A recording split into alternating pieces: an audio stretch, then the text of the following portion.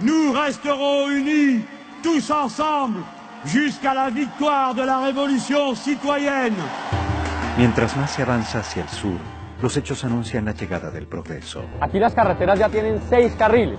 El desarrollo vial, apenas a 2 horas de la frontera con Nariño, es notorio. La soberanía se impone frente a las nuevas relaciones de poder. You can keep the military base in Ecuador if we get a military base in Florida. El ser humano sobre el capital. En Ecuador lo que hemos visto es que el desempleo había bajado hasta 6.1%. El sector privado, el sector empleador está creciendo. Mientras una de las civilizaciones más antiguas se desmorona. And actually that was the first idea, that we should present the work that was going on in countries like Ecuador. Una propuesta única e innovadora. Got a telephone call that President Correa wanted to meet with me. El rol que está teniendo en este momento, por una parte, el presidente Correa, por otra parte, su revolución ciudadana, se distingue a escala internacional como una de las experiencias más interesantes, porque se está llevando a cabo lo que podríamos llamar una refundación del país, una reconstrucción política, pero también social, económica, cultural del país. Y por consiguiente esto se observa con un gran interés a escala internacional. ¿Tú crees que la política de Rafael Correa es original? Sí, es evidente.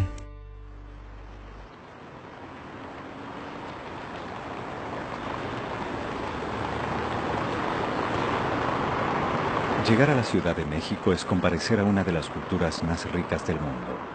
Allí, sus más de 8,5 millones de habitantes recorren a diario la doble vía del pasado y del presente.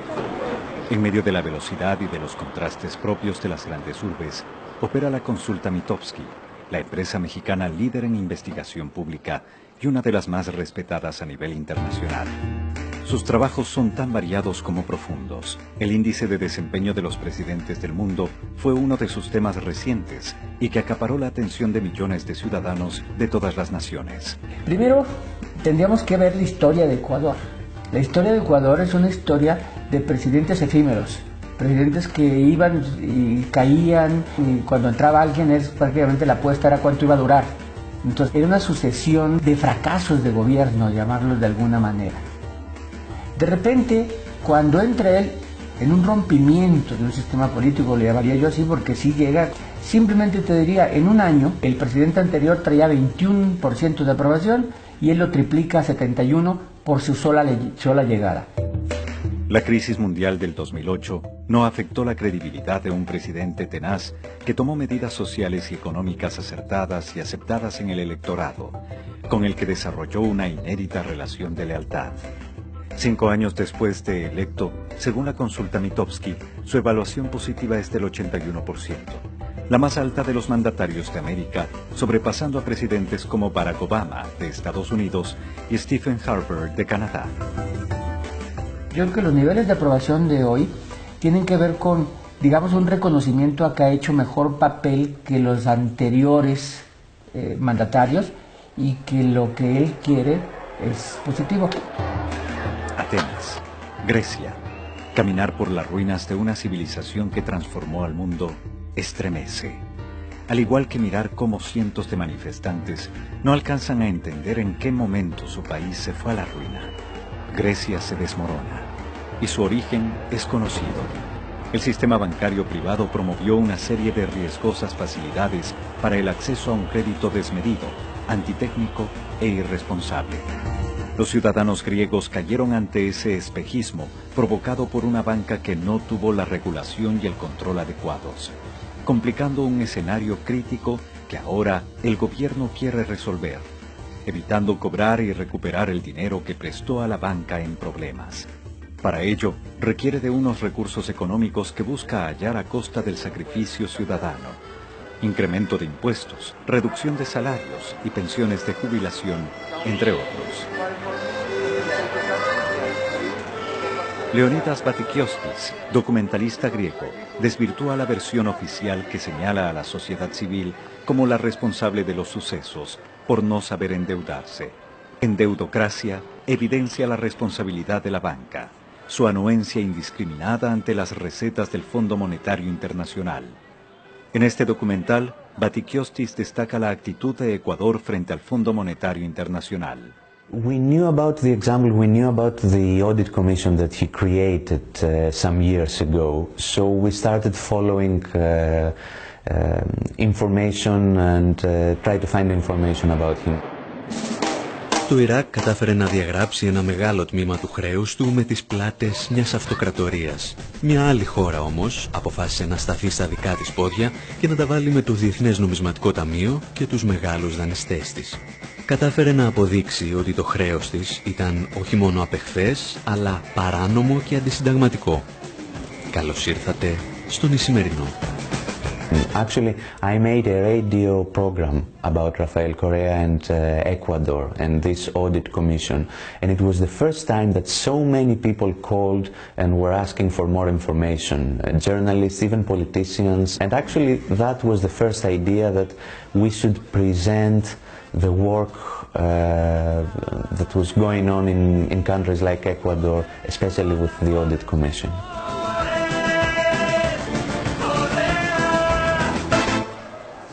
Hay compromisos nacionales urgentes y nosotros primero pondremos los compromisos nacionales a los compromisos internacionales.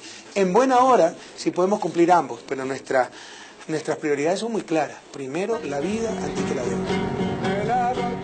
My real job was deal making. It was giving loans to other countries, huge loans, much bigger than they could possibly repay. And one of the conditions of the loan, let's say $1 billion loan to a country like Indonesia or Ecuador, and this country would then have to give 90% of that loan back to a U.S. company or U.S. companies to build the infrastructure, a Halliburton or a Bechtel. These were big ones. And those companies would then go in and build an electrical system or ports or highways, and these would basically serve just a few of the very wealthiest families in those countries. The poor people in those countries would be stuck ultimately with this amazing debt that they couldn't possibly repay. They understood that there are similarities, they understood that you can change things even if you are a small country.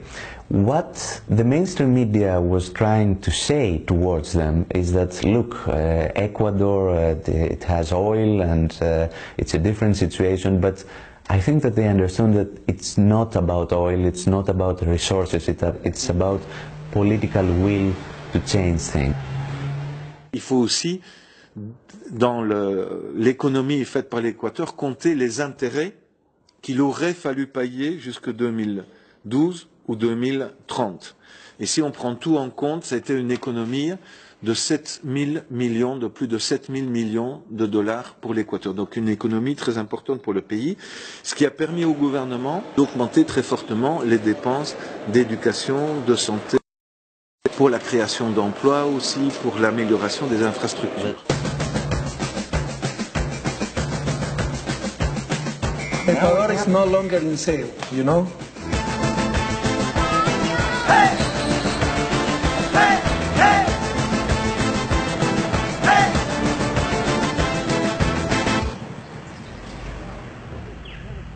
Boston, Estados Unidos.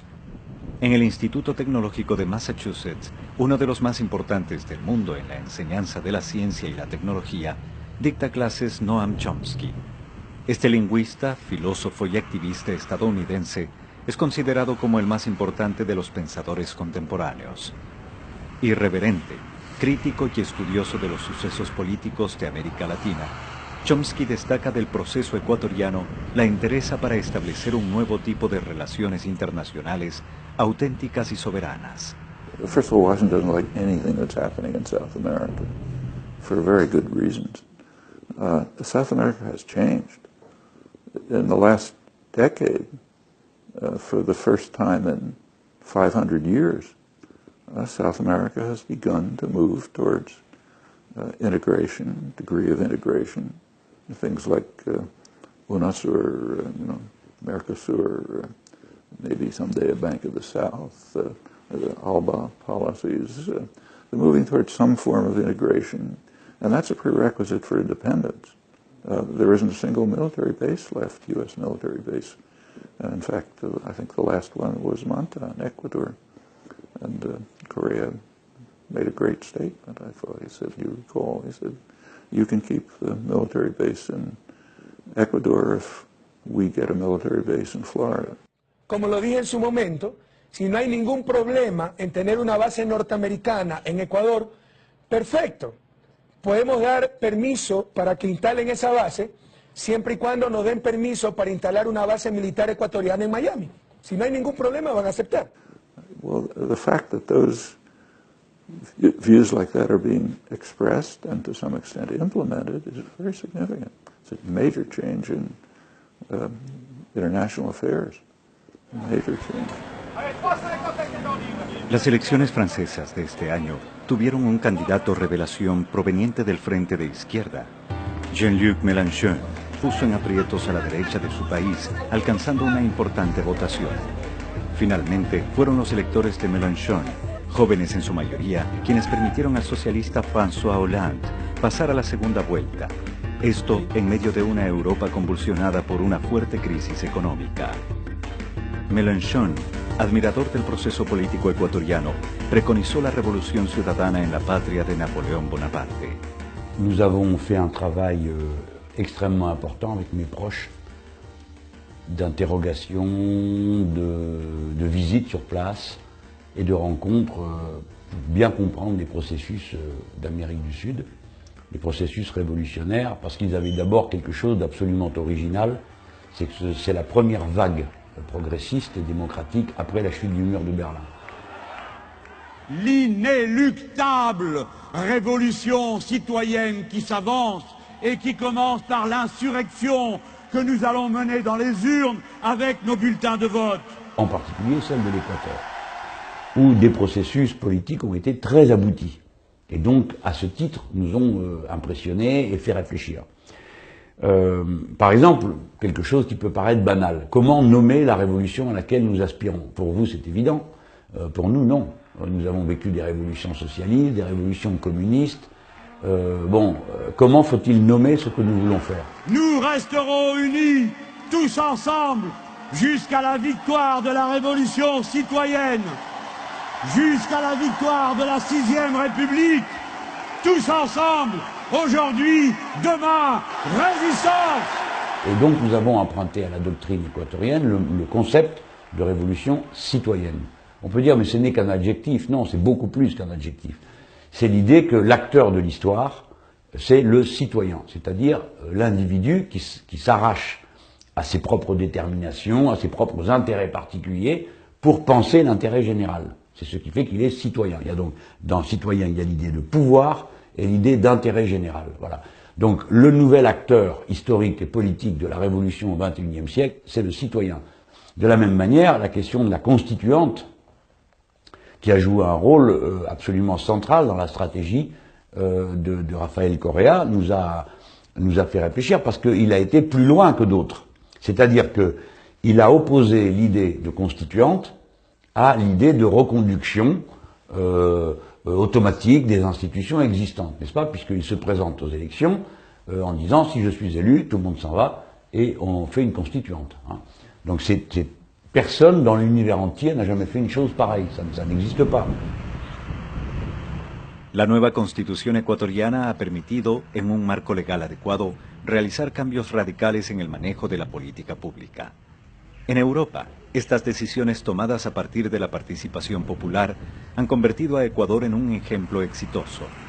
Este es el pensamiento de Ignacio Ramonet, cientista social, especialista en geopolítica y exdirector del influyente y prestigioso Le Monde Diplomatique de Francia. Hoy día en Europa, por ejemplo, se está viviendo un poco lo que se vivió en América Latina en los años 70-80, lo que se llamó las crisis del ajuste estructural y la crisis de la deuda externa, ¿verdad? Y hay que decir que para muchos intelectuales europeos, precisamente, la idea es que miremos a la experiencia de América Latina, cómo América Latina ha podido salir de la crisis de la deuda y en vez de llevar a cabo, como se está haciendo en Europa, una destrucción del estado de bienestar, al contrario, tratar de construir un estado de bienestar como se está haciendo en Ecuador.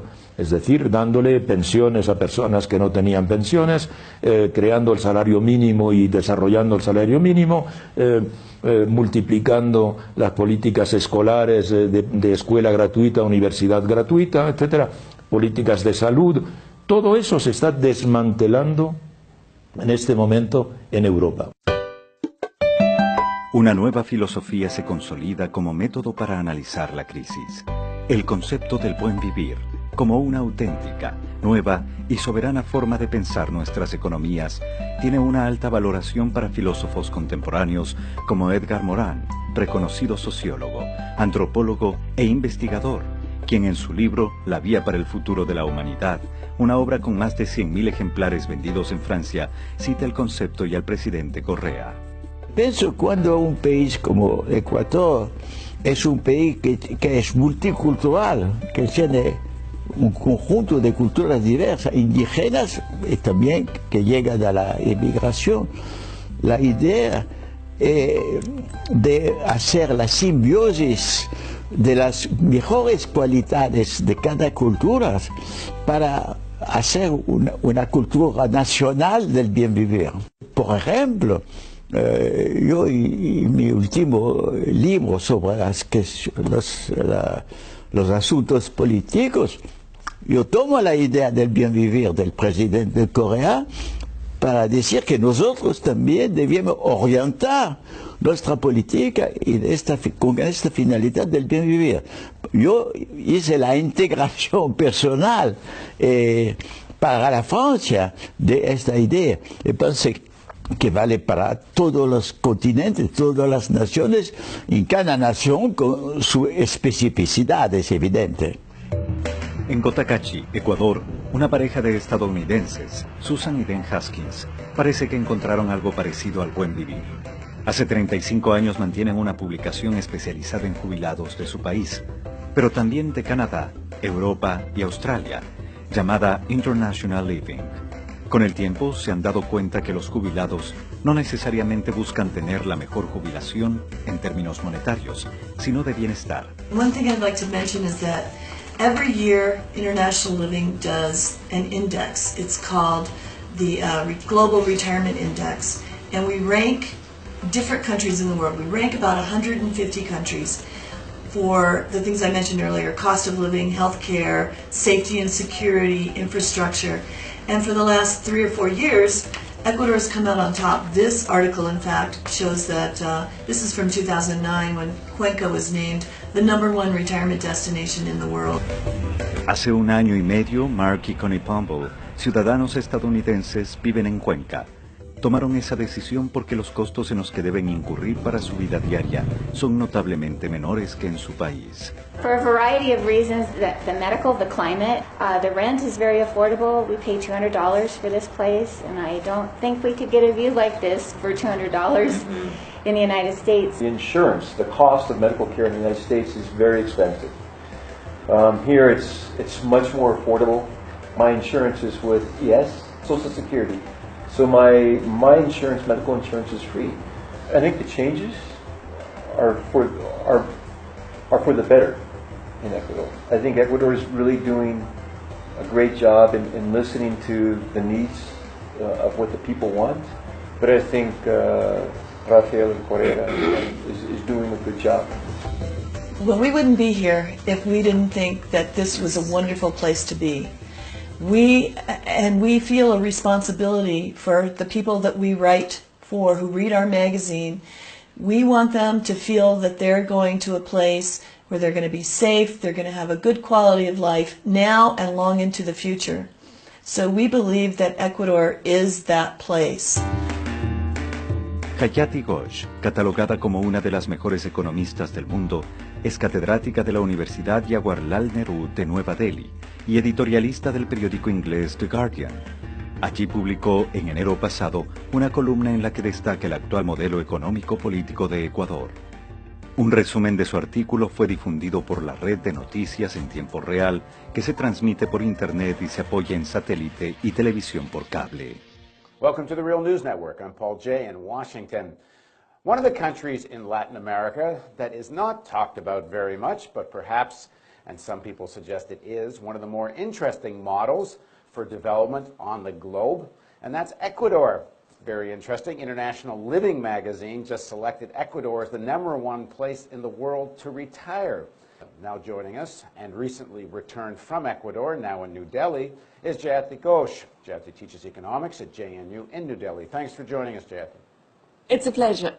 Well, here is a tiny country with only 14 million people. So you would imagine that this is a country where very little can be done. Right. And I discovered when I was there that in fact they have had not just a transformatory approach in terms of how they want to shape development and where they want to take the economy and how they see the economy functioning for the people and for nature rather than for finance and for capital, but also that they've taken very specific steps which many other countries can do. Before 2009, Ecuador, the government was getting about 13% on average of the total oil revenues. And the companies, the foreign companies, were getting 87%. They passed a law in July 2010 that completely reversed the terms. So now the government gets on average 87% and the companies get 13%. It's actually extraordinary that they managed to do this. There are 18 oil companies operating in Ecuador. 6 of them said that this is unacceptable and they left. And the government basically said, well, goodbye and good luck. They took over the oil fields of the companies that had left, but 12 of the companies decided to stay, which means that it was still profitable for them. And now, as a result, the Ecuador government gets a massive benefit from any increase in oil prices. Now, the other big issue was what the taxation. They've actually started collecting taxes from the local elite, which is also quite unique in Latin America. Absolutely. What is actually most surprising is that despite the fact that oil prices have been so high, and despite the fact that they changed the terms of these oil contracts, in fact, tax revenues have increased faster than oil revenues for Ecuador's government. And that is really a tribute to the massive tax enforcement drive that they undertook from 2007 onwards. Anything else you want to end with, Jayati? Well, no, just to repeat what I said at the very beginning, I think what is most inspiring about this case is that even if it doesn't succeed more than what it already has, it shows that you can do a lot if there is internal political demand for it. And you don't have to worry about the global conditions in order to transform things within your own country. Con sede en Chile, Latino Barómetro es una organización que mide la evolución de las sociedades mediante encuestas que realiza desde 1995 en 18 países de América Latina. Uno de sus últimos estudios reconoce al Estado ecuatoriano entre los más eficientes con un 64% de aprobación. En términos numéricos, lo que se podría destacar es de que el proceso de transformación estructural que ha tenido Ecuador a través de su nueva constitución y todos los cambios normativos, legales que han tenido, se ha producido un mejoramiento de la percepción que tiene la gente de que el gobierno trabaja para la mayoría. América Latina sufre de un mal principal, más bien dicho, 2 males principales. Uno es la percepción de la gente de que los gobiernos trabajan para unos pequeños grupos y unos pequeños intereses, y el otro es de que la distribución del ingreso está muy mal. Hay una gran injusticia en la distribución del ingreso. En esos 2 variables, que son las variables centrales que permiten entender la evolución de las sociedades, Ecuador está avanzando más rápido que el promedio de los otros 18 países y avanzando en el sentido correcto. La Comisión Económica para América Latina, CEPAL, forma parte de las Naciones Unidas. Tiene su sede en Chile y se creó para contribuir al desarrollo de América Latina, las relaciones entre sus países y demás naciones del mundo, entre quienes impulsa la integración y cooperación mutua. Anualmente, la CEPAL difunde una lista de 20 países según su crecimiento. Ahí, Ecuador será el tercero. Bueno, en primer lugar hay que destacar algo muy importante, y es que los niveles de endeudamiento del Ecuador han alcanzado los menores niveles históricos. Ecuador en ese momento tiene un nivel de endeudamiento externo de 22.2%, que es el nivel más bajo de la historia del Ecuador. El Ecuador creció 8% el año pasado, 2011, este año va a seguir con un crecimiento importante, y creo que uno de los grandes dinamismos que ha tenido el Ecuador ha estado fundamentalmente en la inversión pública, que lo que hace al final de cuentas es promover una mayor igualdad en la sociedad. El Centro para la Investigación Política y Económica, CEPR por sus siglas en inglés, se creó en Estados Unidos en 1999 para promover el debate académico sobre varios temas relacionados con la economía y el desarrollo social. La cadena de noticias internacional CNN invitó a uno de sus principales miembros para analizar la actual política económica ecuatoriana. Ahora, Rebeca, si medimos el nivel de la pobreza, es cierto, según la CEPAL, lo medimos desde el punto de vista de ingreso, el ingreso ha aumentado, por tanto, midiéndolo desde esa perspectiva, ha movido a gente de los niveles más bajos de pobreza, los ha sacado de ese nivel, por tanto, disminuye la pobreza. Pero veamos la pobreza desde otra perspectiva. Por ejemplo, acceso a servicios básicos, servicios de infraestructura, el tener carreteras que funcionen, el tener oportunidades de empleo que ayuden a generar trabajo que sacan a la gente de la pobreza. Según el estudio de ustedes, ¿cómo está Ecuador en ese caso? Absolutamente, el empleo es importantísimo para mantener adelante el progreso que un país ha logrado. En Ecuador lo que hemos visto es que el desempleo había bajado hasta 6.1% antes de la recesión. Durante la recesión subió a 9.1%, pero ahora se encuentra en 4.9%, que es el nivel más bajo que han visto desde que esa serie de estadística empezó en 2007. Así que los adultos sí están trabajando, así que ese progreso va a poder seguir adelante en el futuro, porque no es solamente que el gobierno esté distribuyendo dinero, sino que el sector privado, el sector empleador está creciendo. En Washington, D.C., capital de Estados Unidos y sede del capitalismo mundial, reside el codirector del CEPR, Mark Weisbord, doctor en economía por la Universidad de Michigan y articulista de periódicos como The New York Times, The Washington Post, Los Angeles Times. Este pensador estadounidense también destaca la política económica del presidente Rafael Correa. Well, I think they've done a really good job. They've pretty much doubled spending, social spending in general, doubled spending on education, a 50% increase in housing credits. That was a big part of the stimulus as well. Pretty large increases in microcredit. So in terms of the macroeconomic policy, social spending, education, increasing access to health care, I think those are the things that I would say explain why the government is doing well politically and in the polls. Los fines de semana y los días festivos, siempre por la noche, miles de colombianos siguen la transmisión de Noticias 1. Comparar el estado de las carreteras de Nariño, al sur de Colombia, con las de su vecino Ecuador, fue una de las noticias que produjo este equipo colombiano. Una vez se pasa Pasto, para llegar a Ecuador se debe tomar de nuevo la llamada vía panamericana, que pasa por la propia capital de Nariño, y aunque ustedes no lo crean, es esta. Para esto, el equipo periodístico colombiano viajó desde Bogotá hacia Quito.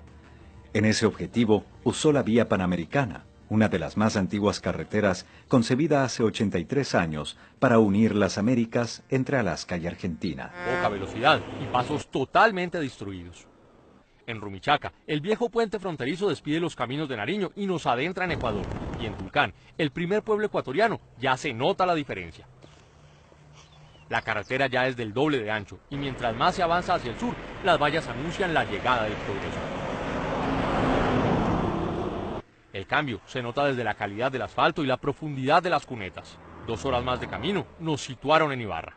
Aquí las carreteras ya tienen 6 carriles. El desarrollo vial, apenas a 2 horas de la frontera con Nariño, es notorio. Este es el panorama de la vía.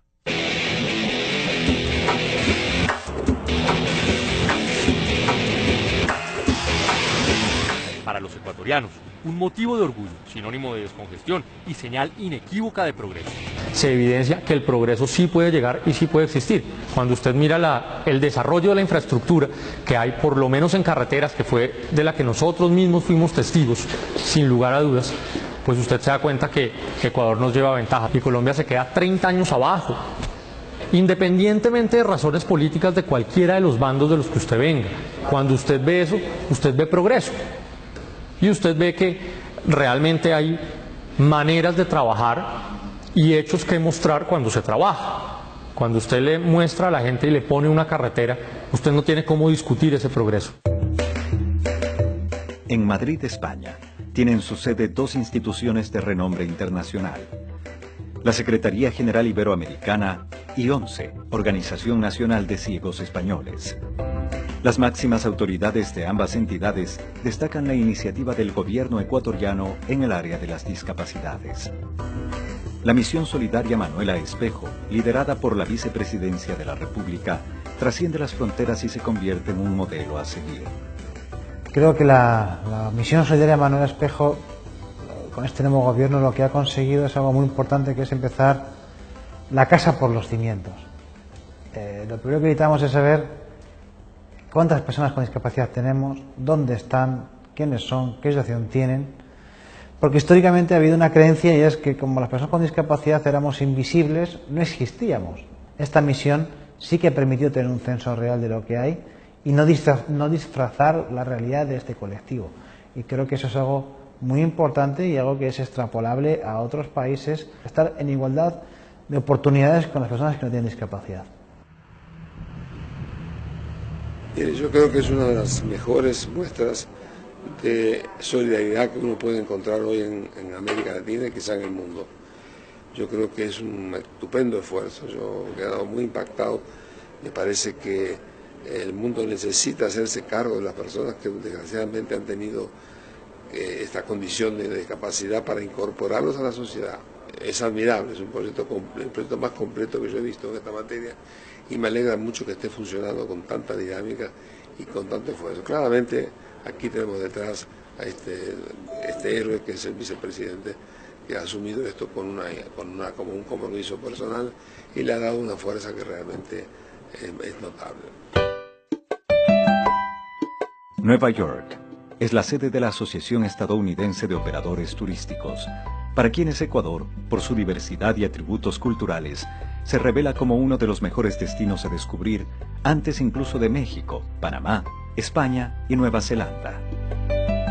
Today, we're always looking for the next most popular place to visit. But certainly Ecuador is one of those that our members really believe have the potential to become a major player in the global business of travel. So our members, slowly over time have been picking up on the consumer interest that they're hearing here in the States, as well as the profile and the image of Ecuador that continues to be elevated. So all of these factors, as they come together, pretty much proclaim that Ecuador is a country to be reckoned with, and one that is really emerging in the global travel industry. The image of Ecuador, the awareness of Ecuador, I think that's where you see changes taking place.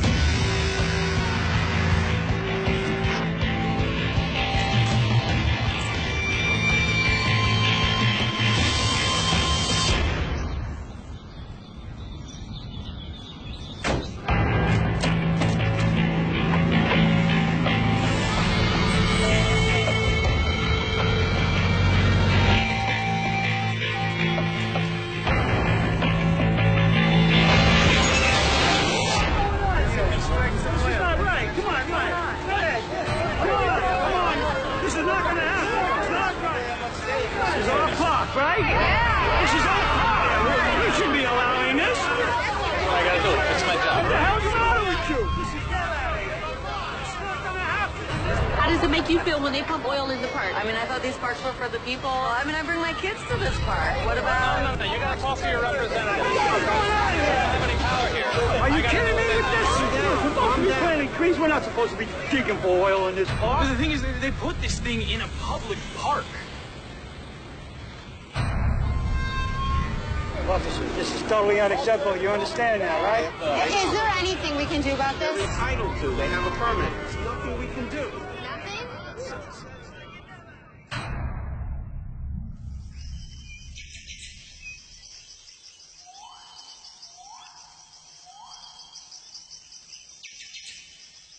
For example, extraction of fossil fuels, which significant proposal in Ecuador was to just leave them in the ground and to actually be paid by rich countries for the fact that that contributes to their welfare by helping secure the general environment. Well, that's a very sensible proposal. That's pretty significant. I mean, unless that sensibility spreads around the world, there isn't going to be much to talk about in 100 years. Ubicado en la Amazonía, el Parque Nacional Yasuní cobija especies de flora y fauna únicas en el planeta. Allí viven también, y en perfecta armonía, los dos pueblos en aislamiento voluntario, los Tagaeri y los Taromenán. Calificada como única e innovadora, la iniciativa Yasuní ITT, propuesta por el gobierno ecuatoriano al mundo, ha llamado la atención de gobiernos y sociedad civil comprometidos con la causa. La actriz estadounidense Bo Derek, reconocida no solo por su trayectoria cinematográfica, sino por su defensa del ecosistema, es una de las embajadoras del Yasuní. I was actually visiting Quito about 4 or 5 years ago, and I got a telephone call that the President Correa wanted to meet with me. And we had a very short meeting, but very specific, about this vision to preserve the Yasuní, the initiative. And I have to say I was a little skeptical. I wasn't sure if it was just maybe an experiment, but in the 5 years, his commitment is very obvious to this program and this idea, and now it's set up with the biggest organizations, with the UNDP, with Earth Day Network, and his commitment is very true, I believe. You know, I hear in the States and when I travel around the world and talk about the Yasuní initiative, and you hear the money that's being spent to reforest in other countries, to try to repair what we've already ruined. The dollars are incredible, the amounts. So the idea to just keep this already perfect, and this place is so unique, so special, so untouched, that I think this is the first place that should be left alone forever. And so I think it's a very innovative proposal. It's one that will require the collaboration of many parties from around the world. If it is successful, or when it is successful, I think people can look on this as a signature example of how today's generation is truly committed to protecting the world for those that come after us. Acceder y desarrollar software libre es un concepto vanguardista, generoso e inclusivo. Contrariamente a lo que se cree, la esencia del software libre no está en su gratuidad, sino en la libertad para usarlo, copiarlo, compartirlo y modificarlo. En Málaga, España, está Iniciativa Focus, una organización creada en 2011 para promover el conocimiento libre. En este objetivo apoyan a gobiernos, a los que orientan en sus políticas tecnológicas. El software libre no es solo un concepto tecnológico, es un concepto social. La apuesta de un gobierno por el software libre significa apostar por su ciudadanía, significa apostar por sus empresas y significa apostar, como bien decía el presidente Correa, por soberanía tecnológica, por independencia tecnológica. Por eso todos a utilizar software libre. El gobierno ecuatoriano ya lo estableció como una política de gobierno y de Estado. Esto será un importante paso para la integración y, por qué no decirlo, para la liberación de América Latina. Nunca antes habíamos escuchado a un político decir de una forma tan sencilla, tan clara y tan abiertamente lo importante que era para los gobiernos apostar por software libre. Para lograr este reconocimiento, el presidente Correa debió sortear una lista inicial de 18 candidatos y una propuesta de 3 finalistas. Una vez corrida la elección, el presidente ecuatoriano obtuvo un 39.5% de votos, con los que una gran mayoría de 15.000 internautas participantes reconocieron su trabajo y convicción en este tema. Creo que Ecuador tiene que sentirse muy orgulloso del presidente que tiene, porque fue de todos los participantes el que más votos obtuvo, por supuesto en su categoría y por eso ganó, pero de todas las categorías fue el que más, el voto absoluto el que más recibió. El Ecuador desde afuera. Las cosas han cambiado. Reconocimiento, admiración y apoyo a un país que decidió trazar su propio destino a partir del progreso, la dignidad, el trabajo y la solidaridad. Es posible que en la historia de Ecuador no haya habido ningún momento tan benéfico como el que se está viviendo actualmente desde el punto de vista de interés de la población. Es decir, crecimiento económico, crecimiento cultural, inserción cultural, etcétera, en una atmósfera de paz, por otra parte, y en una atmósfera absolutamente democrática, ¿verdad? Crecimiento económico, democracia y paz.